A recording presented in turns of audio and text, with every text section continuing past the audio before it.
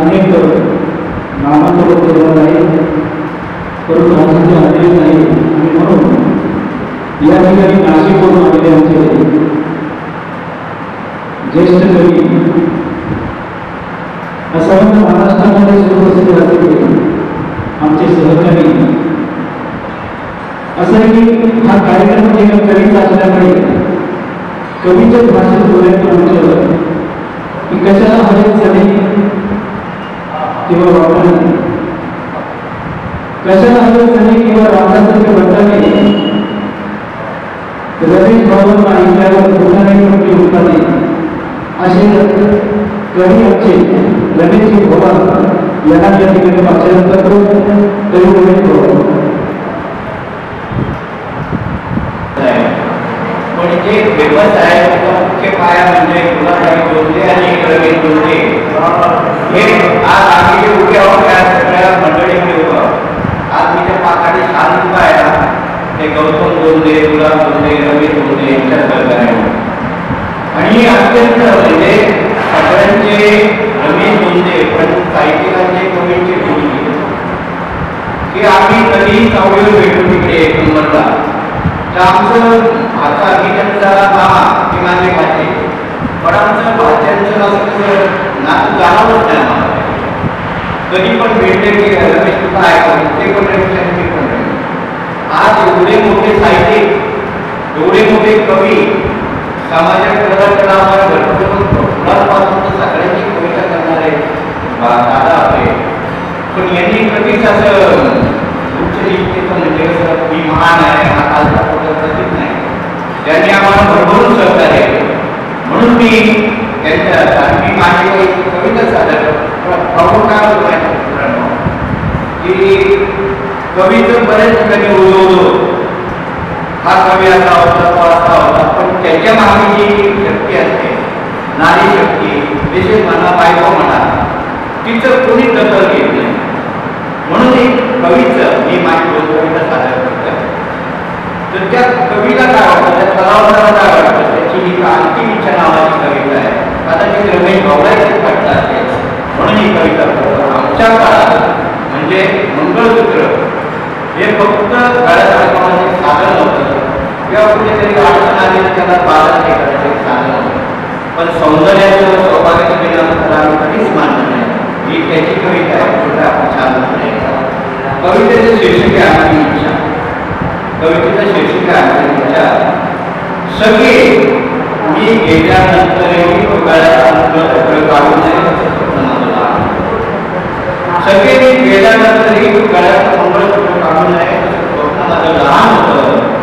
अगं कुठल्या कोणाला सांगू त्या मंगळसूत्र कुठल्या कोणाने सांगू त्या मंगळसूत्राबद्दल कारण वर्षातून 4 वेळा ते मागावले काम वर्षातून 4 वेळा ते मागावले काम सगळे माझी प्रिय यात्रा निघतात तू मात्र उतरव्याला दर्शन पाण्याची बसावी दिसुने त्या समुद्रासाठी पाहून कुणाची वाट अगं सगळे जोडे काहीच म्हणते पण माझ्या प्रेमाच्या समोर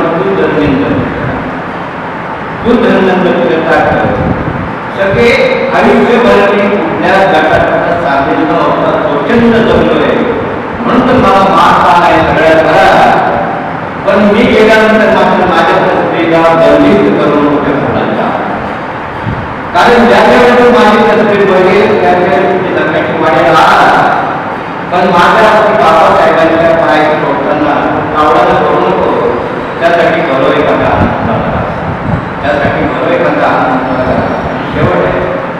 सगळे आयुष्यभर मी जगलो असतात आयुष्यभर बरोबर मी जगलो असतात मला कधीच भेटला नाही शेवटची मित्र म्हणून म्हणतो सगळे तू माझ्या गरजांमध्ये शोकसभा ठेवू नको तू माझ्या गरजांमध्ये शोकसभा ठेवू नको कारण ती भाषा ऐकून पिढीत माझी कान ती भाषा ऐकून पिढीत माझी कान म्हणून म्हणतो सगळे शेवटची चिरी न घेताना तू लाव एखादं आनंदाचं गाणं तू लाव एखादं मित्र नवरा केल्यानंतर किंवा त्याला उभं करण्यासाठी आज आम्ही कवी म्हणून मोठं फिरवतोय आम्हाला उभी करण्याची जी कोणी स्त्री नाही त्याची कोणी दखल घेत नाही म्हणून ही माझी कविता आहे.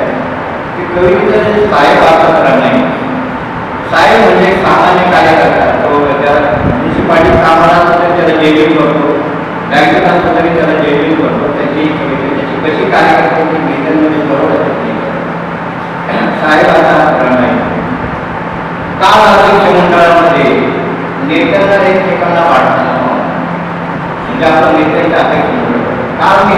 एकमेकांना आपसात वाटताना पाहून साहेबांचं साधं फिरणं नसतं. काय म्हणणं सामान्य काय साहेबांचं साधं फिरणं नसतं म्हणून साहेब लागले घरी आले.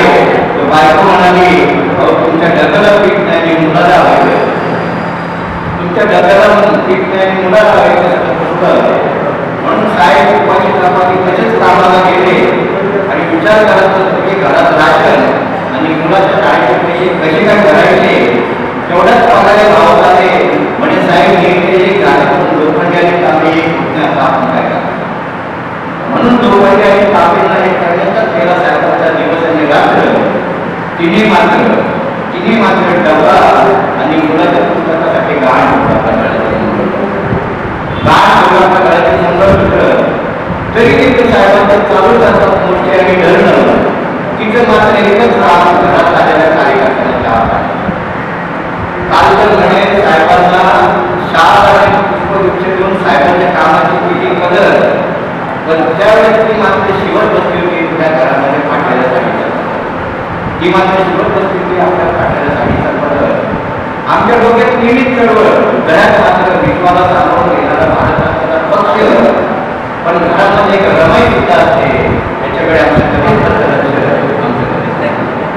मित्र मी माझ्याकडे संपूर्ण भावात परिवार करते आणि आमच्या मोठा कार्यक्रम करते.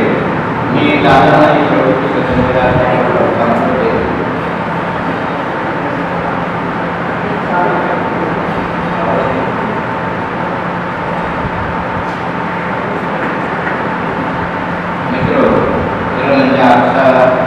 थोडा आपली दृष्ट राहण्याजोगा आहे. नाहीतर आम्हाला काही सवय असते की मोठ्या मुलांची केस कापलेले असतात, सगळे झालेले असतात. तर मी पप्पू आणि त्याचे बंधू त्यांचा मी अत्यंत आभारी आहे की त्यांनी कुठल्याही कर्मकांडाला न करता अति वेगळी त्याची कविता आहे. आणि मला वाटतं रवी दादांनाही अत्यंत कविता आवडली. ती कविता कवितेचे शिक्षक आवडतात. माणसांना कावळ्याला पिंडदान करताना पाहून पिंडदान करताना पाहून कावळ्याला विचारलं, बाबा रे तुम्ही पिंडाला शिवून गडबड्याच्या बाबाजांचा आत्मा शांत करता काय. जसा कावळा शिवून आणि रामराव मला म्हणाला, साहेब जेव्हापासून आपण बाबासाहेबांच्या पुतळे बसू लागलो ना तेव्हापासून आपण आत्महत्या नाही म्हणतो. कारण या महामार्गामुळेच मला फरक कळाला कर्मकांडाच्या आतला. म्हणून मी पिंडापासून मात्र जाण्याचा मार्ग शोधित असताना पण निकम साहेबांनी मात्र आपल्या बापाला घातला. निकम साहेबांनी आपल्या बापाला घात घातला. म्हणून तो घात घेऊन मी उडत असताना जर लागला म्हणजे का पिंपळाच्या झाडावर बसलो. त्या दिवशी खऱ्या अर्थाने मला सुद्धा चांगलं कळाला आणि न कळून माझ्या तोंडात अंदाज म्हणून मी कथा करताना म्हणालो, हे कथा करता 2,500 वर्षापूर्वी तुझ्याकडे कुठलंच साधन नसताना तू खोट्या ठरवला आणि पुण्याने पार. पण आज माणसाकडे इंटरनेट पासून मोबाईल पासून सगळं काय असताना तो का घेत नाही वर्षात कसा खाता होता. अशा अनेक प्रश्नांची उत्तरे शोधण्यासाठी पार्लमेंटच्या ठिकाणी बसलो असताना मला एवढंच कळालं की माणसाचा विचार असणाऱ्या देशात माणसाचा विचार असणाऱ्या देशात माणूसच माणसाला घेतला होता जीवन. आणि आराम कोरोना ज्या माणसाचा विचार होता ना शेवटी तोच माणूस या देशाची घटना केला. जीवन म्हणून बाबा म्हणाला, साहेब आता कुलकर्णी देशपांडे माझा अजिबात विश्वास नाही. कारण ते मला घासासाठी घालतात. जर घास घालताना त्यांचा धर्म घास घालताना त्यांचा धर्म होईल